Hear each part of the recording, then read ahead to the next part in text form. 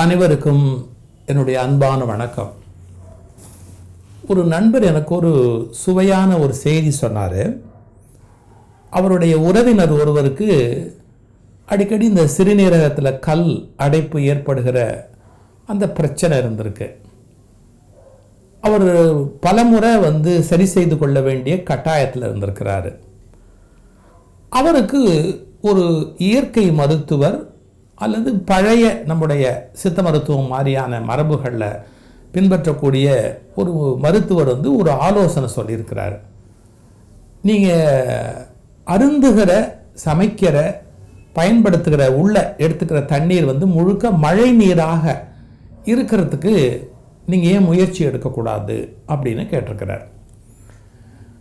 அவர் ஒன்று சரி, நல்ல யோசனை, யார் சொன்னாலும் கேட்கலாமே அப்படிங்கிறதுக்காக மழை நீரை முழுக்க அப்படியே சேகரிக்கிறது, மேலே பாத்திரங்களில் பிடிக்கிறது, அப்புறம் அவற்றை எடுத்து பாதுகாப்பாக வச்சு, ஏன்னா சூரிய ஒளி உள்ளே போகக்கூடாது, கை படக்கூடாது.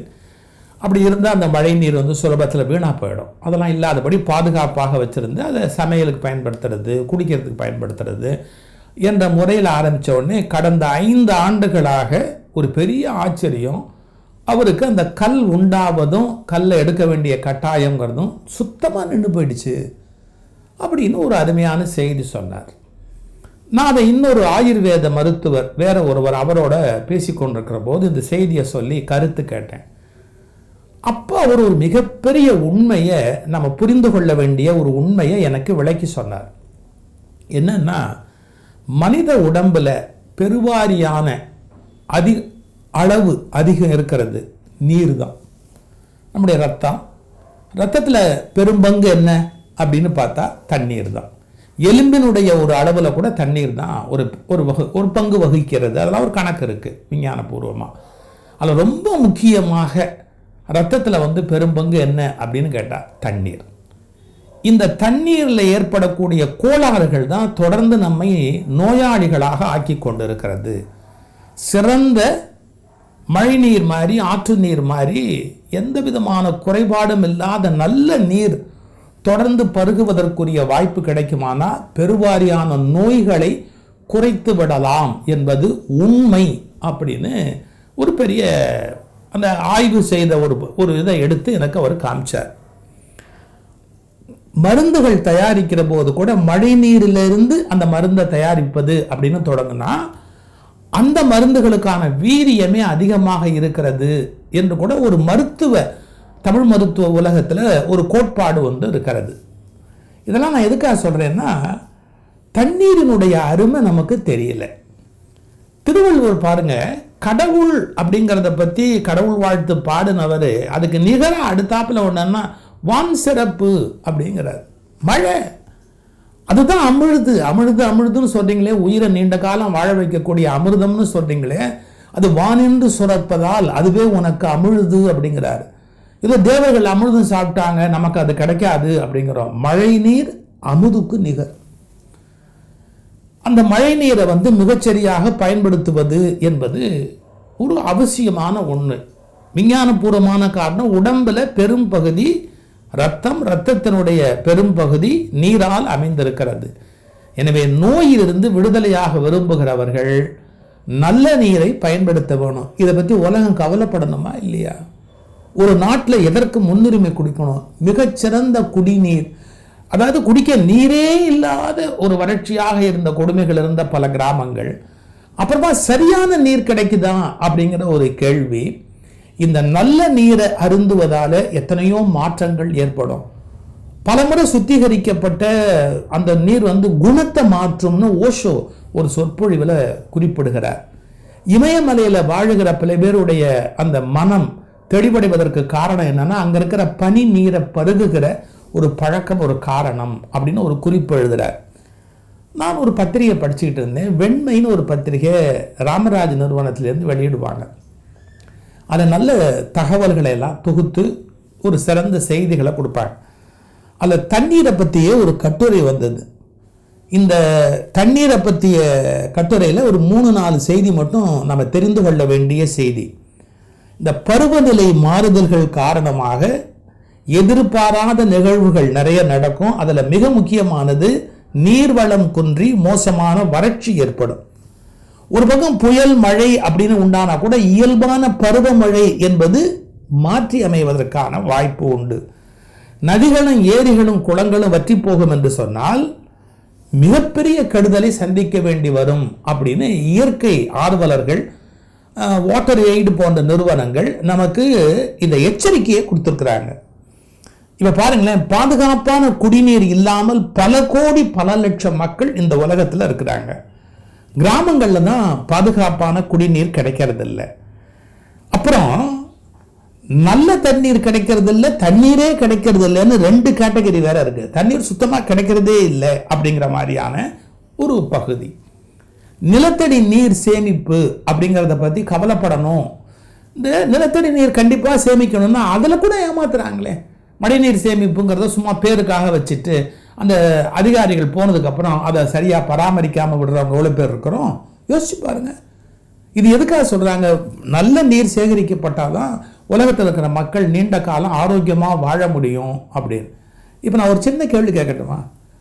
திருமண வீடுகளில் இப்போ அந்த பிளாஸ்டிக் பாட்டிலில் குடிநீர் கொண்டாந்து கொடுக்குறாங்க. எவ்வளவு விரயமாகுது தெரியுமா? கொஞ்சம் கொஞ்சம் குடிச்சிட்டு வைக்கிறாங்க, சில பேர் குடிக்காமே வைக்கிறாங்க, அப்படியே தூக்கி அப்படியே குப்பையில் வீசுகிறாங்க. எந்தெந்த இடத்துல நல்ல நீர் வீணாகுதோ அங்கெல்லாம் மனசாட்சி உள்ளவங்க விழிக்கணும். நான் திருமண வீடுகளில் சாப்பிட்டேன்னு சொன்னால் வெக்கம் இல்லாமல் அந்த மிச்சம் இருக்கிற தண்ணி பாட்டில் தூக்கிடுவேன். ஒன்றும் தப்பு கிடையாது. மேடையிலேயே பல சமயத்தில் தண்ணீர் பாட்டில் வச்சுருக்கிறாங்க, மிச்சம் இருக்க தண்ணீர்னா அதை எடுத்து நான் பையில் வச்சுக்குவேன். எனக்கு ஒன்றும் அதை பற்றி எந்த வெக்கமும் கிடையாது. நம்ம குடித்த தண்ணீர், அந்த தண்ணீர் நாம் எப்படி வீணாக்கலாம்?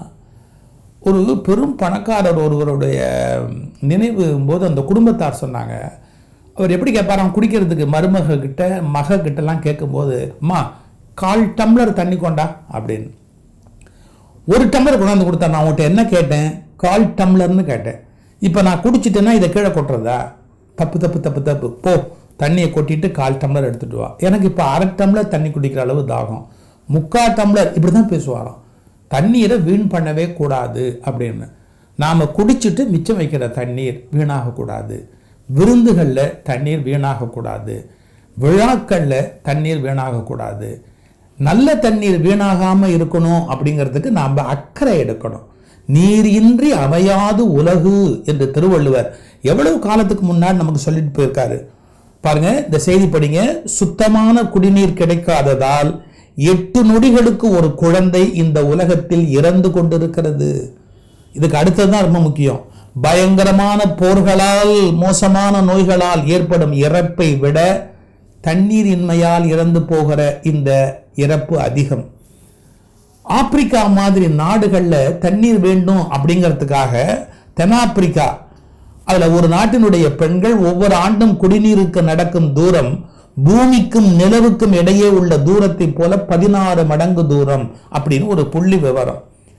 பல நாடுகளில் பல நதிகள் பாழா போயிடுச்சு, மீன்களே வளர முடியாதபடி ஆகிவிட்டது. நிலத்தடி நீர் மாசாகி இருக்கிறது. தண்ணீருக்கான மோதல்கள் உலகத்தில் மிகப்பெரிய உலகப் போரை ஏற்படுத்தும் என்று எச்சரிக்கிறார்கள். மழை நீரை நம்பித்தான் நல்ல நீருக்கு இந்த உலகம் காத்திருக்க வேண்டி இருக்கிறது. எனவே நில நீர், மழை நீர் இவற்றை பாதுகாப்பதற்கான ஏரிகள், குளங்கள் இவைகள் கடவுளுக்கு சமம் என்பதை புரிந்து கொள்ளுங்கள். நீங்கள் இறைவனாக நினைந்து வணங்க வேண்டிய இயற்கை, மலை, அருவி, ஆறு, குளங்கள், ஏரிகள், நதிகள் இவற்றையெல்லாம் கடவுளாக நினைத்து அவற்றை வணங்கி பாதுகாக்க வேண்டிய கடமையிலே இருக்கிறீர்கள். நம் உடல் எடையில் 60% இருப்பது நீர். எனவே நீர்தான் நம்முடைய உடல் நோய்களை மாற்றி அமைக்கக்கூட வலிமை உடையது. எனவே நல்ல நீர் உலகத்தில் இருக்க வேண்டும். ஒரு கோல்ஃப் மைதானத்தில் பச்சை பசேல்னு புல் இருக்கணும் அப்படிங்கிறதுக்காக ஒரு கோல்ஃப் மைதானத்தை பராமரிப்பதற்கு தண்ணீர் மிக அளவில் தேவைப்படுகிறது.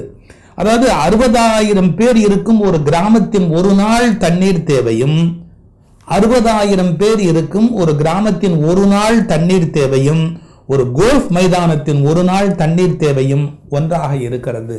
இது மாதிரியான புள்ளி விவரங்களை எல்லாம் நாம் கொஞ்சம் தெரிஞ்சு வச்சுக்கணும். எதுக்காக சொல்கிறேன்? நீரை நாம் மதிக்கணும். நீர்க்கரகம் சோடித்து மாரியம்மன் திருவிழா நடத்தினதுக்கான காரணமே நீர் கடவுள் என்பது நமக்கு புரிவதற்காக ஏற்படுத்தப்பட்ட கருத்து. ஒரு சொட்டு நீரை கூட வீணாக்காதீர்கள். எந்த குழா நீர் தண்ணீர் சொட்டி கொண்டிருந்தாலும் உடனடியாக மூடுங்கள்.